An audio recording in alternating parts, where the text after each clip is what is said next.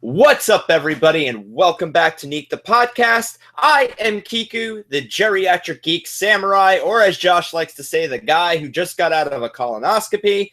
And of course, with me as always is the demon sour cream, the Scotch swilling Joshua Rachel Finney. And today, we're doing our X-Men Spoilercast and review. Isn't that right, Josh? Yes, and I'd like to note this isn't Scotch. This is actually single barrel whiskey.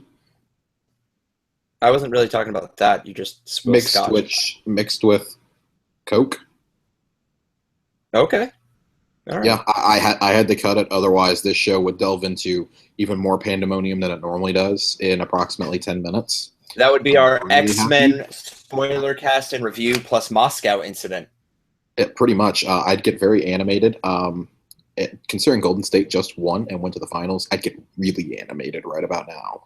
You are definitely excited about that. I believe I received no more than 2 text messages that said, fuck yo couch OKC.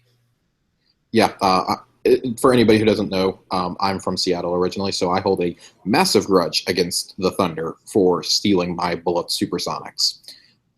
Even though I'm in Dallas permanently and still love the Mavericks, still love Dirk, my Supersonics. That's what you get. That's why I will always root for Steph Curry now. You did this. But you know what? Actually, I was a fan of the Supersonics for a little while when they had the glove Gary Payton and my man Sean Kemp on the team. They were 2 wonderful basketball players. Oh man, throwbacks.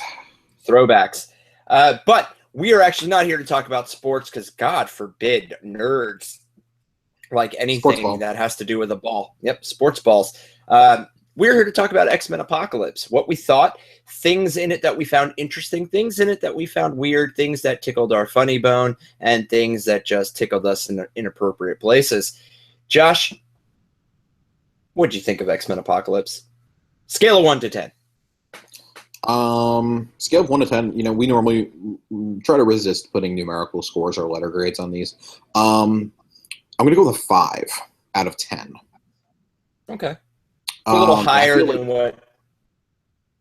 I feel it's being a little generous. Even looking back on it, Batman vs. Superman, I infamously said was about a 4, 4.5. I would actually grade that higher in retrospect when comparing it to this movie. In one word, this movie was a train wreck. Really? Yeah.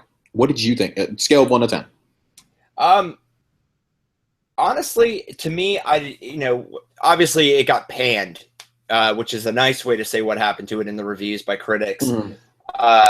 And I really think to explain my score, it's the critics panned it. I think it's sitting at a 47% right now on Rotten Tomatoes, something like that. It's not great, but that's only slightly lower than Man of Steel got. I mean, that's cult status right there. Yeah. You have a good cult movie at that. We have this adverse reaction from fans who are like, it's the greatest X-Men movie, blah, blah, this, blah, blah, that. And I think we'll get into that kind of weird dichotomy going on a little later. But for me, it sits happily at about a 6, maybe a 6.5. I went live on Facebook last night for initial impressions after getting out of the theater seeing it. For me, it's a 6. Superficially, it's a lot of fun. When we get into depth of it, though, it has a lot of problems. And I think we're going to get into that now, aren't we? Yeah, I mean, so one of the things I immediately noticed about this movie, I actually really enjoyed the first 20, 25 minutes. The setup for Apocalypse was awesome. 4000 BC, that was really cool. I really enjoyed that. The whole sequence inside the pyramid was awesome.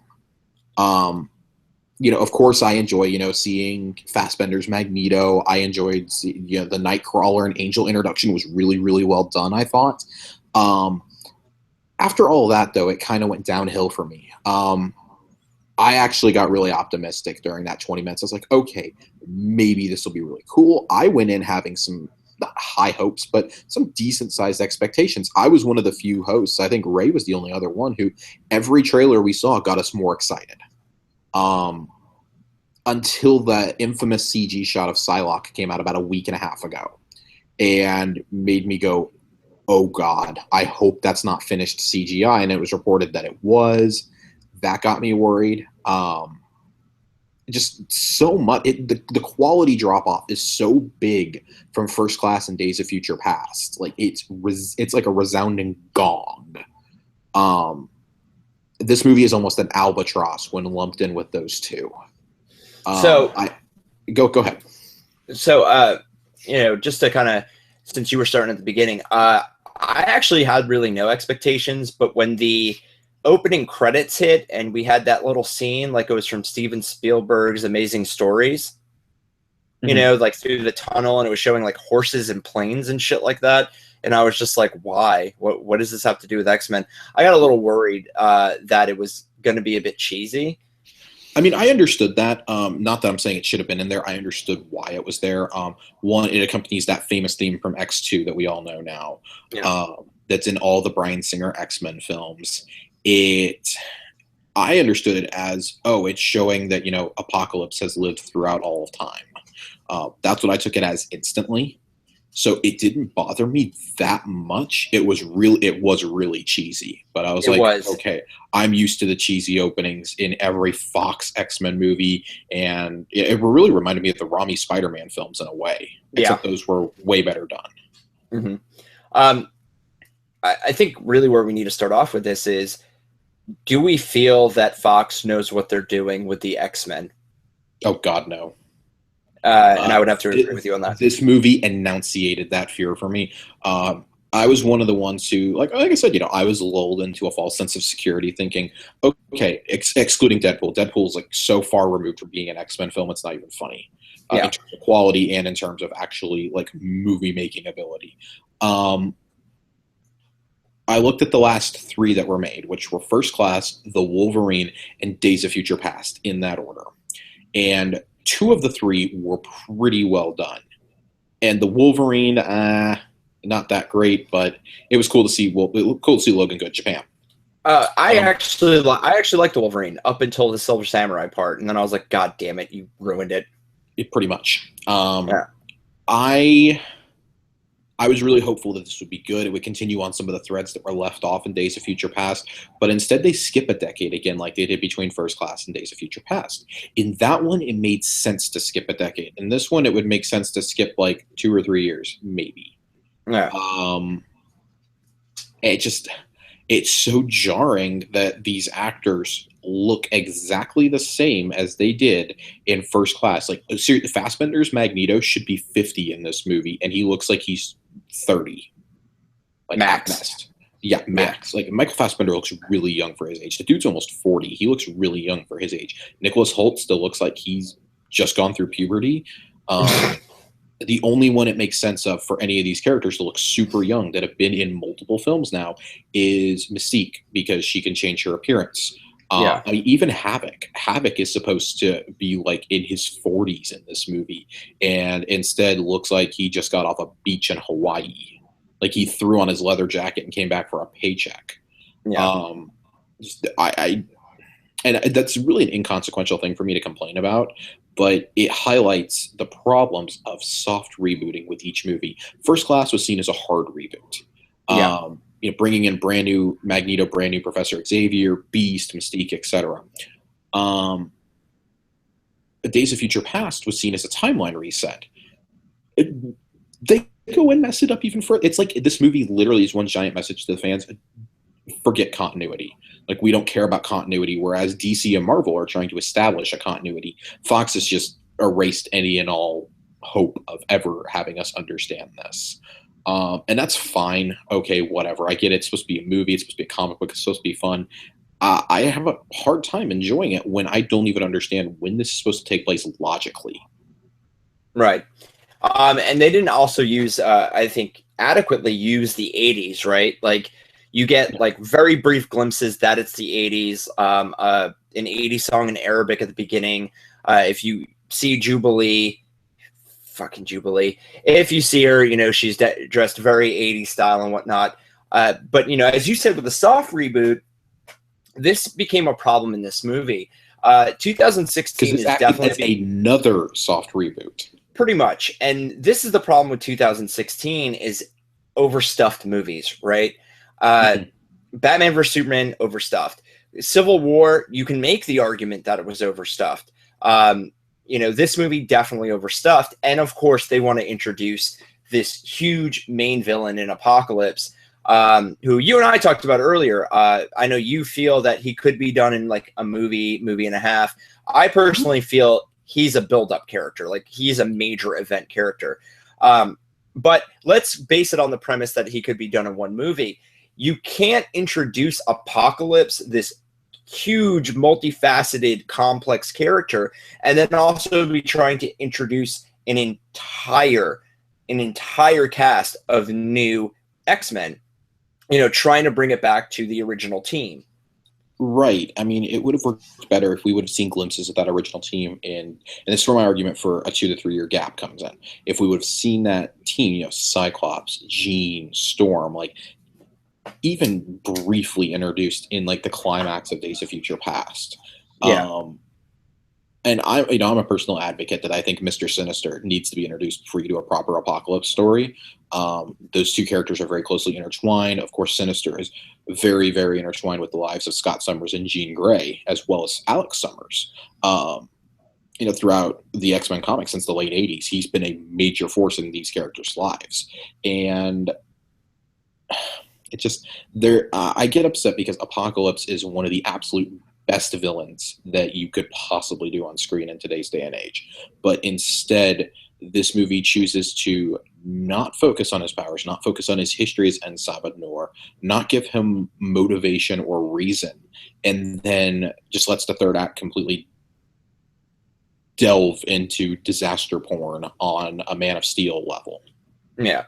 And that's, I mean, this is where I said, at the beginning when it was like superficial fun, when you go into the depths of it, though, when trying to plumb the depths, you barely see this connection between Cyclops and Jean Grey because they have literally like no screen time together, right? Right. The problem with these new movies, right? First Class, Days of Future Past, and now it's such a sore thumb right now. And why we said Fox doesn't get the X-Men is these movies focus on 3 people, 4 at most, and they aren't actually the X-Men. And that is Professor X, Magneto, Eric Lesher, Beast, and Mystique. And yes, Beast is an X-Men. I get it. But he's not really part of the team. He's more like Xavier's sidekick through it all. Mm-hmm. And he kind of just they've reduced legitimately one of the best X-Men to a sidekick. Mm-hmm. So when you're introducing these new characters now, right? Cyclops, Jean Grey, Storm, these X-Men that when people go, who do you think of when you think of the X-Men? Those are 3 names that always come out, always Mm-hmm. come out. And they're getting the smallest amount of screen time when they should be getting the most. You're throwing these kids who don't know how to use their powers in against a fight against literally the worst enemy that the X-Men have ever fought.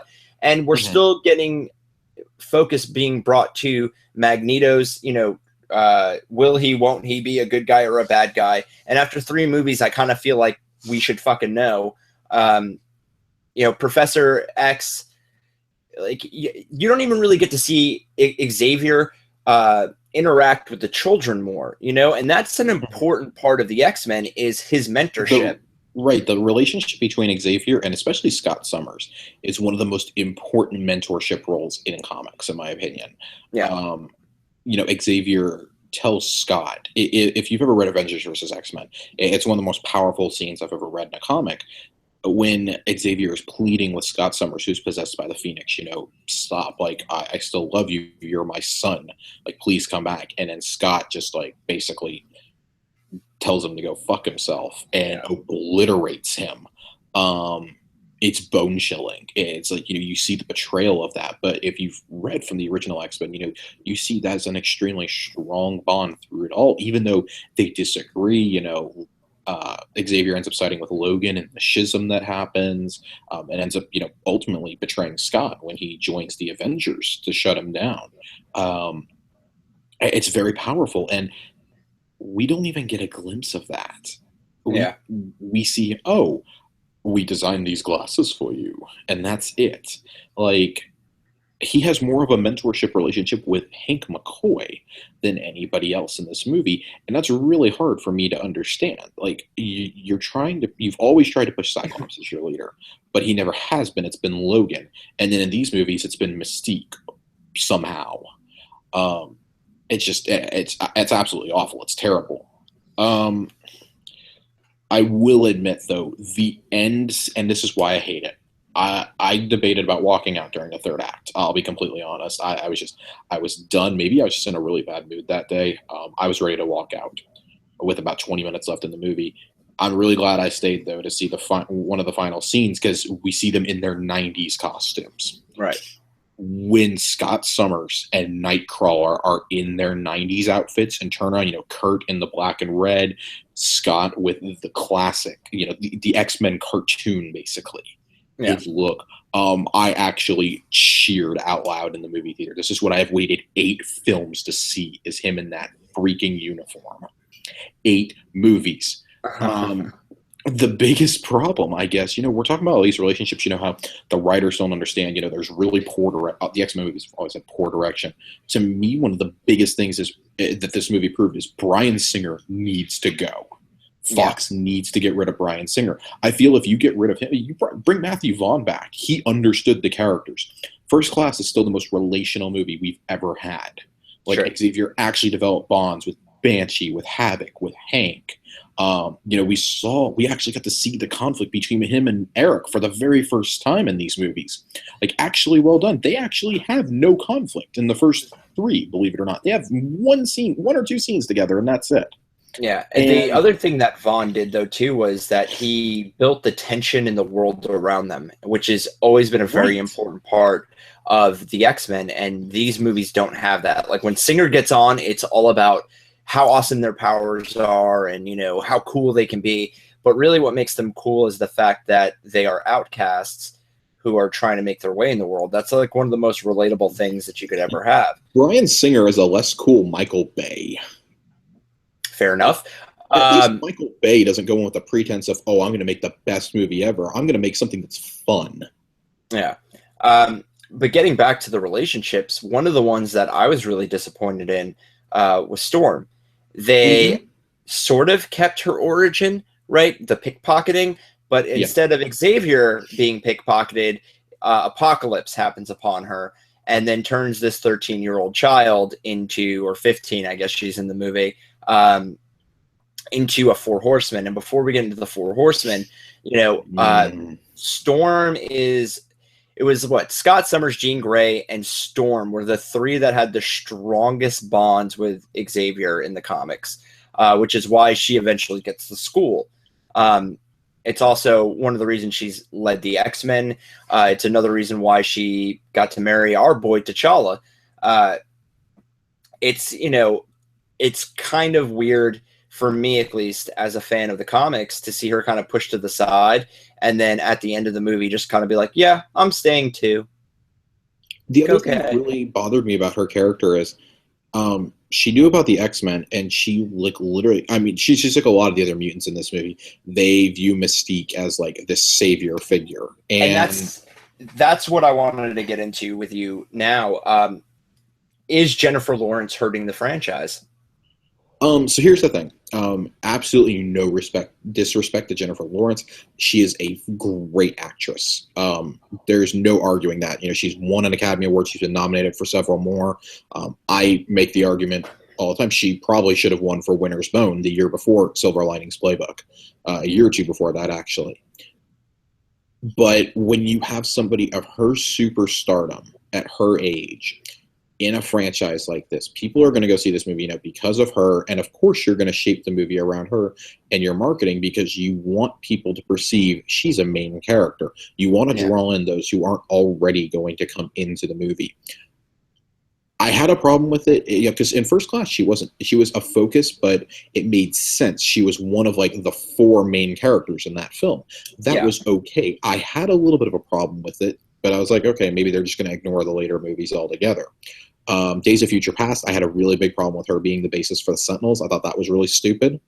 But then I'm like, oh, the Hunger Games are wrapping up. Maybe she won't be the big focus this time. She's not as big of a focus, but she still has so much screen time.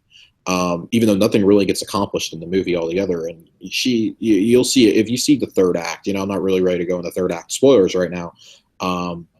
She's the reason for the turn of the tide because for two of the horsemen, and it's absolutely ridiculous. Long term, yeah, I think she is, and I don't think it's an intentional move on her part. I want to make that really clear. It's the writers behind this franchise, Bryan Singer. And because Bryan Singer actually wrote this movie, so I lay a lot of the blame on him. And he was, of course, the director and producer on Days of Future Past, was the producer on First Class. And Fox, they want to market her. They want you to know she is a big force. That's a name that's going to draw people in. McAvoy and Fassbender are going to draw people in, but not nearly as much as Jennifer Lawrence will. Sure. So yeah, long term, I think she is hurting it. All of the big force contracts are all up now. As far as I know, she was saying, I don't think I want to come back. And then she was saying like last month she'd be open to coming back. Fox, please, for the love of God, do not bring her back. I think maybe I shouldn't have said Jennifer Lawrence, but I think the Mystique character is ruining the franchise. That's a better one. Yeah. Her character pulls so much focus away from the actual X-Men that and there's no point. Like, if this movie is about the X-Men or any of the movies, let it be about the X-Men. I get that they want to have a female main character, but there are female X-Men that deserve way more. Jean. Storm and Jean are the two big ones right there. Are the two big ones. And guess what? We now have 8? You said 8 movies. Are we up to 8 now? We're up to 8 if we include the 2 Wolverine films in there, which I absolutely do, since the first 5 were essentially Wolverine films. Fair enough. In those 8 movies, Jean Grey in the first 3 was pretty much fucking pointless. A lot of screen time, just a pointless character. And they wasted Dark Phoenix. Yeah, and they wasted Dark Phoenix. And Storm, throughout all the movies, has been a side character. That's it. At best. At best. And the at best is Apocalypse. Like, that's the at best. So to me, like, I don't care about Mystique's character. Like, they have pumped her up into this character that I just, you know what I mean? Like, I get it. She changes shape. She's not that interesting. I will say, to their credit, that's one of the things that the original trilogy got right, was the character of Mystique. Yeah, she's cold-blooded. She's ruthless. She'll do whatever she has to do to achieve her means. And the second that Magneto turns the tables and says, "Oh, you're not one of us anymore," she goes and betrays him. Like, that is straight up Mystique right there. That is Raven Darkholm. But she has never been a good guy. She has never fought on the side of justice. She's never been an X-Men.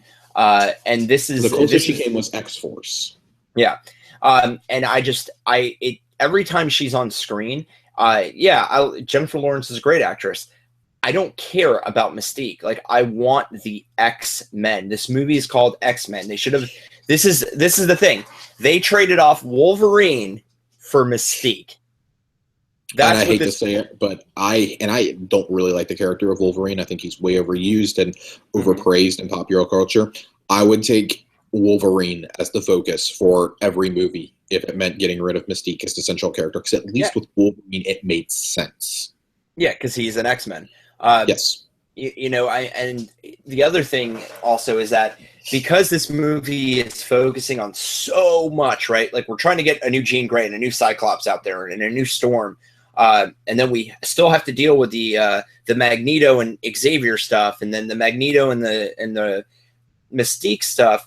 All the other X-Men, just like in all the other X-Men movies, wind up becoming side pieces or just things that are there for you to look at. Now, yes, I don't like Jubilee. Right. That is a well-documented fact. But the fact that you're going to have her in the movie, you're going to pump her up in the trailers and in the promotional material, and then in the movie you don't even say her name and she has like 2 lines of dialogue. Like, I would much rather see shit going on with Jubilee than another thing about Mystique, who in this movie is a plot device. She just moves the plot along. No reason for her to be there. I mean, and it appalls me that after 8 movies, we still can't get a proper Angel done. Oh God. I was so happy going into this. I was like, oh, I think Ben Hardy's actually gonna be really cool in the role. I had my skepticism because X3 was really bad. Angel being in this was kind of the final confirmation that X3 does not matter, that none of the original movies matter anymore. And the Fight Club that we see him and Kurt in was awesome. I was really excited for that scene. Yeah. Like both characters kind of show off their powers, and they're both learning them, and how that's kind of his motivation for joining Apocalypse. It's like, oh yes, he's Archangel now. Like he's got his metallic wings. I was so excited, and then nothing. Now, actually, something did happen. He got a haircut that looked a lot like Storm's, and wound up kicked out of him. Well, he also wound up looking like the fucking metallic Gerber baby. Probably the least frightening character I've ever seen. You know what I'm talking about? Like he had a tuft, and I expected him to turn around with his wings and be like. Right. Well, and that just brings up the whole issue of the 4 Horsemen. Apocalypse is recruiting, quote unquote, the 4 Horsemen of the Apocalypse, and then literally recruits the first 4 mutants he comes across. Exactly. That's literally all that happens. Like, I don't know. Again, for me, that wouldn't have been a problem if it would have been done in a better way. Like, for example, Storm and Angel and maybe even Psylocke were students at the Xavier Institute or something. And he corrupts them somehow, through Mr. Sinister or something, corrupts them. Like, that could have been really cool. But instead, that's where these characters get pushed to the side again. Oh yeah, they're not. Excuse me. The 3 Horsemen, not named Magneto, literally have no purpose in this. Psylocke has 1 line of dialogue, I think, in the entire movie, if that. You know what's funny is when I got to the 3rd act of the film, I thought to myself, all of that training Olivia Munn was showing off on the internet, and she hasn't done a damn thing. And what's funny is that after I said that, she got into the fight with Beast, and there's some cool stuff, but at the same time, it's again, this movie had so many characters, you could only do so much with them. And then the biggest waste of time in the entire movie, which was absolutely fan service and should not have been in there because it wastes time and it takes focus away from what's really going on, is it is no. The Weapon X facility scene. Yep. I have to agree with that. I understand that, everybody's favorite is Wolverine, right? I get that. It was very cool that he was in the actual Weapon X gear from the comic books. For the first time ever.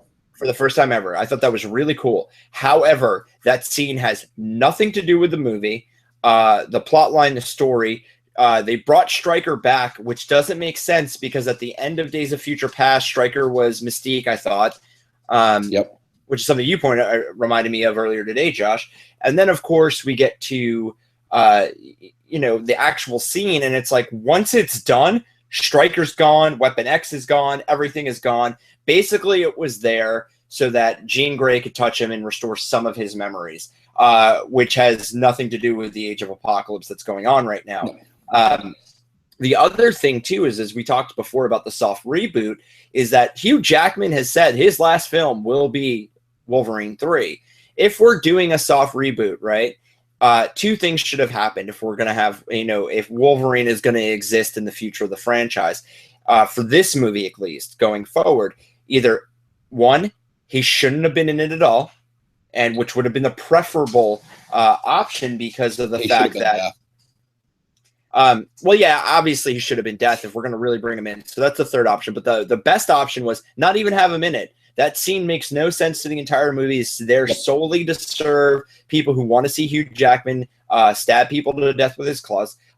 B, recast a younger Wolverine so that Wolverine can take over for Hugh Jackman in future films, because now it's going to be really confusing after he retires from the role and they decide to do another X-Men movie.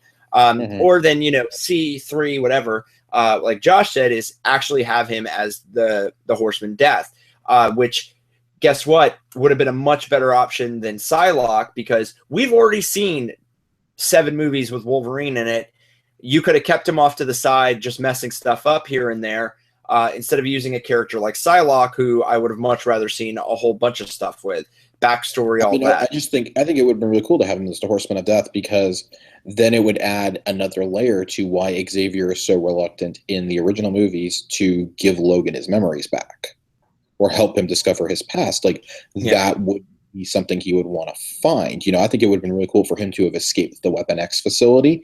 And I was actually kind of holding out for this, I'll be completely honest. And for him to somehow stumble across Apocalypse, and Apocalypse cast aside Psylocke and take Logan instead. I mean, obviously we knew from the promotional spots he wasn't going to do that. But I think that would have been a really cool twist, give him his garb that he wore and stuff like that. Would have been so awesome. I would have been really excited for that, and maybe even try to take Wolverine's blood, let him live forever and stuff. There's so many cool things you could have done with this. Or even, Magneto resorts to, because they can't stop Wolverine, he rips the adamantium from him or something. Just so many cool things you could have done, all of which would have been needless, but would have been better than what we got. For me, I think my last gripe, because I do want to get on to some of the positives after this, was how jarring the Quicksilver scene was in this movie. Both of them. So in the last movie, in Days of Future Past, they're escaping the Pentagon, and that's when, we get the time in a bottle scene, which was really, really cool and really well done to me. I liked it. Of course, it set the precedent that, he's now super OP. But I thought visually, and I mean, it was a nice little bit of comic relief in an otherwise very serious movie. This time, a very serious scene has just happened. Xavier is being abducted by Apocalypse, and Havoc tries to blast Apocalypse inadvertently blowing the mansion up.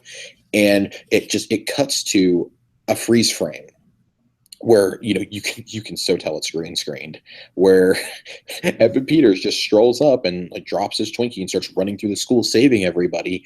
And there's so much humor put in it, along with the song, that you almost forget, oh, Havoc just blew himself up. He just died. And Quicksilver doesn't even realize it until Hank says something like, Alex was closest to the blast, and says it right in front of Cyclops. That right there is one of the things that really upset me. Was they kill Havoc, right? Which fucks future X-Force movies if they're thinking about doing that, number one. Number two, it's like, oh my God, Havoc died. Well, that was that. Okay, we can move on now. Nobody's cared. Cyclops doesn't even bring it up once afterwards. It's like he just doesn't even give a shit. And then the thing, I didn't find it jarring. I thought it was entertaining. But the thing that really upsets me is that Quicksilver is so OP. They're Quicksilver's great. The only one who can go 1v1 with Apocalypse. Yeah, you know what I mean? And that's just really? This is what we're doing? I fist pumped in the air when Apocalypse breaks his leg. No, okay. I actually got really happy because I was like, yes, no more God mode. Yeah, it gets ridiculous, compared to everybody else's powers. Everybody else has some sort of constraint, right? They hit a limit, and it's just well, we're gonna have Quicksilver do whatever because everybody enjoyed him so much in Days of Future Past. And that's actually getting into the third act, which I have a major gripe with. Not only was it destruction porn, but the quality of CGI in that movie goes downhill from the beginning to the end. It's they started to run out of money, and they were just screw it, let's just put in whatever. Magneto. The scene that enunciates that is any scene where Psylocke has her blade out. Oh yeah. Particularly where she's, the aforementioned scene where she's going down the building. Also when she slices the car open. Just all of those they look bad. It looks like something you would see in a mid-2000s movie. It looks like X-Men, the original X-Men, which unfortunately in today's day and age, when you watch stuff even Deadpool on a small budget had better CGI.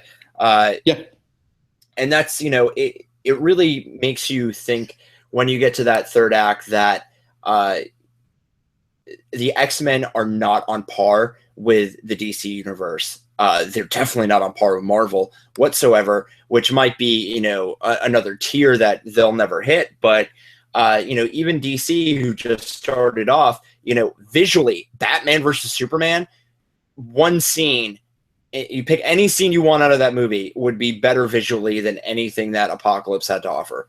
And then, of course, Apocalypse himself was just a complete waste. Not threatening, not intimidating whatsoever, just whatever. But, that's us bagging on it. Let's get into some of the positives, like why I actually have it sit. It sounds like I shouldn't have it sitting at a 6.5, but I did find a lot of things fun with it. Josh, why don't you start off? I really, really, really liked the dynamic between Scott, Jean, and Kurt in this movie. It kind of set them up to be, like the best friends forever club. That was really cool for me. I like that. We got a more genuine relationship between Cyclops and Jean than we ever did in the original trilogy, as well as probably the best use of Cyclops in any of these movies. Sure. It still boggles my mind that we really only had 2 X-Men movies with Cyclops, and even then he was largely wasted in both, did next to nothing, and was, of course, killed off in the first act of X3. Ty Sheridan is Cyclops right now. It's still kind of weird to say that. He didn't do bad, but he didn't, exactly get me excited and say, oh, with these 3, I will go see the future of this franchise. My biggest surprise was Nightcrawler. I had a lot of doubts going into this movie about Nightcrawler. I, of course, am a big fan of Alan Cumming as Nightcrawler. Thought he was really cool in X2. The introduction for him it's one of the best superhero introductions ever. The White House scene. I also like a little piece of side trivia to that. Alan Cumming used to have his own cologne brand, right? Mm-hmm. Literally, it was called Coming on You. Go ahead. It's not okay. That's what it was called. It was the real name. I don't care. That's not okay. I enjoyed them, and oh my god, when Jean basically turns into the Phoenix at the end. Oh god, I got so. Let's be honest, like the last 10-15 minutes of the movie almost redeemed the whole thing for me. I say almost, like that's why it's sitting at a 5. Really, is because of the last 10 to 15 minutes, the costumes, the Phoenix, things like that. If Mystique hadn't said her stupid line, I'd probably be even happier. You're X-Men. Like, no, shut up. They're X-Men. You are not. Go away forever, please. The other thing I really enjoyed, which is what is always, the highlight, it seems, it was my highlight of First Class and of Days of Future Past, McAvoy and Fassbender. For me, this movie elevated them above Sir Patrick Stewart and Sir Ian McKellen in their portrayals of Professor X and Magneto. There's so much emotion felt in these characters. Even with a minimalistic script, they are trying their absolute hardest to put a quality product out there. It's like they're not content with stooping to the level that the script is or that the director is. Like, they genuinely want to make a passable movie. The scene with Magneto, with Magneto and his wife and daughter, absolutely heart-wrenching. Some of the it's weird for me to say, some of the best acting of Fassbender's career is in the seconds immediately following that, when the police officer tries comforting him, the one who was just trying to arrest him, and all Magneto does is just like raise his hand, and the one piece of metal just goes around, and you see everybody's bodies just start dropping. And while he's still maintaining that emotion, it was really cool for me to see that. But like Kiku said earlier, it's getting really annoying seeing Magneto flip-flop in each of these movies. And I think it's because the writers don't want to commit to Fassbender being a villain, because he's so good when he's conflicted. I think the Auschwitz scene was powerful, where he destroys the place. He's in agony in that, and in the 4. He's the only believable one for joining Apocalypse. Ultimately. Like I said, I'm really struggling to find positives about this. I thought the CG during the whole mansion is blowing up thing was actually really well done, even though I really was yanked out of the moment. I enjoyed seeing Havoc again. That was a nice throwback. After he basically had a cameo in Days of Future Past, I thought it was really cool to bring him back into the fold for this one and actually give him a little bit of a role. Kind of give him the Hank McCoy role in this movie for the first half. And then the telepathic showdown between Xavier and Apocalypse, which, why is that the only time that we saw Apocalypse huge, is in Xavier's mind. But when Xavier says the line, "You're in my house now," it was so cheesy, but it was so cool that the dojo starts turning into the X Mansion. Yeah. Other than that, I mean, really, like those are my high points. Yeah, I really shouldn't be that excited about Nightcrawler, but when Nightcrawler is the highlight of the entire movie for me, which, I mean, a lot of the reviews I've seen have said, he's one of the better parts of it. And considering the minute we reported on his casting, I was like, oh, this is going to be bad.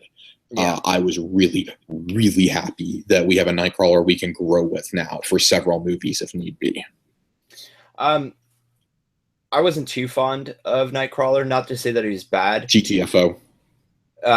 No, I just like what they did with him. I don't know. I guess because that that White House scene is just so memorable, right? Like it's just so good. But the kid is good in the role, and I am looking forward to future iterations of him. My positives out of it, Bryan Singer does a really good job of showing off the powers. Not like visually, but I guess like impactfully. The scene where Scott like shoots the kid through the door and whatnot was pretty nice. Yeah. The Phoenix melting the walls, and then of course at the end it was really good. The movie is just fun, like it really is. Like if you take your mind out of it, and just like I superficially watched it and I enjoyed it. It's not a movie I'm going to go back and see a second time. But no. It's popcorny fun. Like I said, the powers to me were the coolest thing. It's nice that there is a superhero franchise out there that does highlight the powers, because a lot of the Marvel stuff, and even at least from what we got from Batman vs Superman, it's very subdued because they want to focus more on character development. So it's nice to see characters get to cut loose with their stuff. Wrong time to choose them, but there's, like I said, the Wolverine scene's really cool. Hugh Jackman running around, messing stuff up. Granted, it has nothing to do with the story, but it's still a cool scene to watch.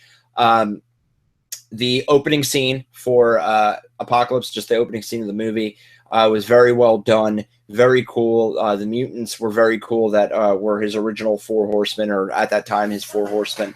And then, some of the acting parts, like Josh said, McAvoy and Fassbender are the highlights, always will be the highlights, until they decide that they want to focus on the actual X-Men and not just these big characters. Really happy they did nothing with Jubilee, and I didn't have to sit through her and her dazzling powers. So, way to go. Although she was absolutely pointless. I mean, at least say the girl's name is Jubilation Lee, God damn it. Jesus. Like I said, it's really hard for me to describe, but the movie is fun. It is worth the price of admission. Go see it. That's really all I can say. It's not earth-shattering like Civil War. It's not divisive like Batman vs Superman. You are not going to have conversations about the meaning behind Apocalypse or the meaning behind the X-Men, because look, they've taken all of that stuff out.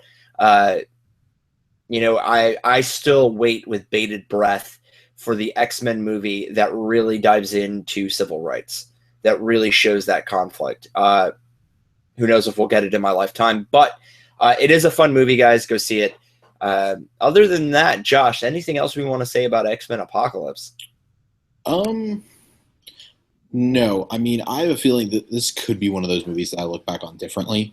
Like I said, I originally said Batman vs Superman was like a 5, maybe a 6 for me, and I view it as above this now. I could look back on this more favorably going forward, but I just really don't think I do. To me, there's such a drop-off in quality from the 2 previous movies in this trilogy that quite literally it did exactly the opposite of what I wanted it to do, which I did. I've said multiple times on Neek that I don't want this to become the Deadpool show. Just give me Deadpool all the time now. If this is my alternative, just give me Deadpool and everything. Just milk that cow dry. But I really think that the critical and the financial reaction to this movie is kind of to be expected at this point. It pulled in $80 million over Memorial Weekend, which $80 million sounds like a lot, but Memorial Weekend is supposed to be one of the biggest movies of the entire year for the industry, and they didn't have much competition. I mean, Civil War still pulled in like 16 million over the weekend. There's no reason why they shouldn't have done better. Days of Future Past did like 115 on the exact same weekend, and to me, that was a much riskier movie to make because you were bringing back the original cast, which people were like, "Oh God, you're putting them with Fassbender and McAvoy. You've got a good thing going. Please don't ruin it." This took me as somebody who was really optimistic for the future of these movies. I mean, it's hard to get optimistic about them, but I actually was. I enjoyed the other ones. I'm really stoked for Wolverine 3. I really liked Deadpool.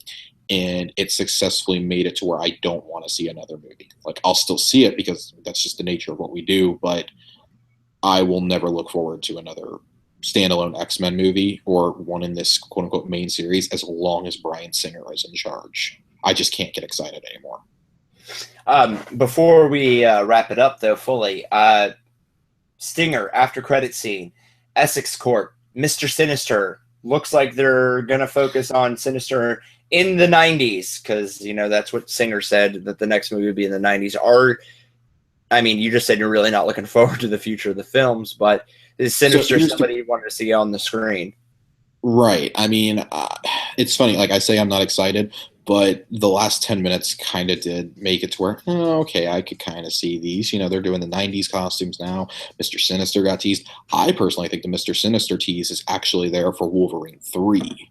I'm one of the people in that camp because, especially with the rumors that have come out the last week about X-23 being introduced in Wolverine 3. We know, she's a clone of Wolverine. It wouldn't shock me. They've ruined so many other things in this franchise to just say, oh, screw it, we're going to go balls to the wall with it and just throw Sinister into Wolverine 3 because we don't know who the villain is yet. It wouldn't shock me for them to do that. That actually does make sense because they hired that actor, and I can't remember his name off the top of my head right now. We reported on it that he was head of security for a global corporation, and Essex Corp is a global corporation. After seeing this, I've actually started becoming kind of convinced that Pedro Pascal from Narcos, who was cast in this and in Kingsman 2,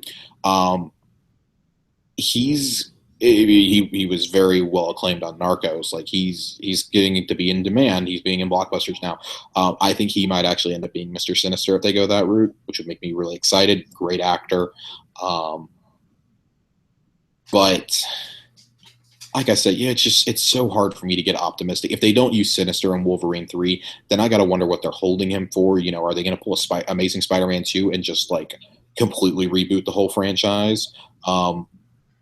Really, with how poorly this was done, and it made me almost wonder, like, was there a secret backroom deal made with Marvel that they're going to announce later on? Like, I mean, they scrapped Gambit completely off the schedule. They don't have really anything else planned after Wolverine 3.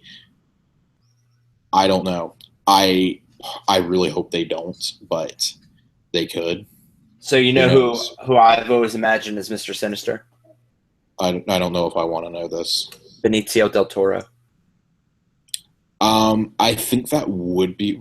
Isn't he traditionally British? Yes, he is traditionally British, but Benicio has the face for it. Benicio does, and that's part of why I said Pedro Pascal as well. Yeah. For a British guy, he's got very Hispanic features. Yeah, I mean, and of course, the movies don't have to adhere to that. No. I mean, we haven't adhered to anything. Didn't even call Apocalypse. They just called him En Sabah like 3 times, and that was it. His superpower was talking in this movie, in case you haven't figured it out. There's a lot of directions they could take it, and it's so sad to say this out loud that any of the interesting directions they could take this franchise, they won't. So just please keep your grubby mitts off of Deadpool. Let Tim Miller, Rhett Reese, and Paul Wernick do their thing. God, just stay away. Let Tim Miller do an X-Men film. I'd be so excited to see that. That is how you could get me back in. Bring Matthew Vaughn back or get Tim Miller to direct an actual X-Men movie. I agree with that. I would Fire watch it. Bryan Singer. Fire Bryan Singer, and I'll get excited. That's all you have to do, Fox. Fire Bryan Singer. All right. Well, with that, guys, we're going to wrap up the X-Men Apocalypse spoiler cast. Thank you for listening. Thank you for watching. If you want to join the conversation, please hit us up at neekpodcast@gmail.com. Join our Facebook discussion group where we're talking about stuff all the time, putting out funny memes. Like our fan page, Neek the Podcast on Facebook. Join us on Instagram, Tumblr, Twitter. We are everywhere. We want you to be with us there as well in the social media universe. You can hit us up individually if you want. If you don't like me, like some people don't like me, which is fine. I don't cry often, all the time. Or you can hit up Josh if you want. We actually have a diversity episode out. We are going to have a new episode out finally, hopefully this weekend. It's been a long month for the Neek podcast host. A lot of things going on. A lot of good things, a lot of positive things, nothing bad. But we should be back on track soon. Look forward to more of our reviews. Look forward to Josh's solo project, Amateur Hour with Joshua Finney on YouTube, where he reviews movies that don't have to do with the nerd world. Look for a pull list, obviously, because there's a lot of stuff coming out. We've got Rebirth is happening this week. Civil War 2 is starting this week.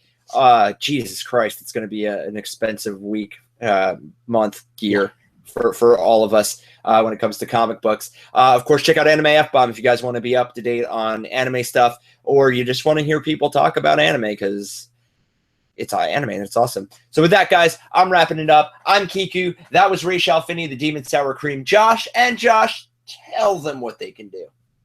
Keep it nerdy. We'll catch you guys next time.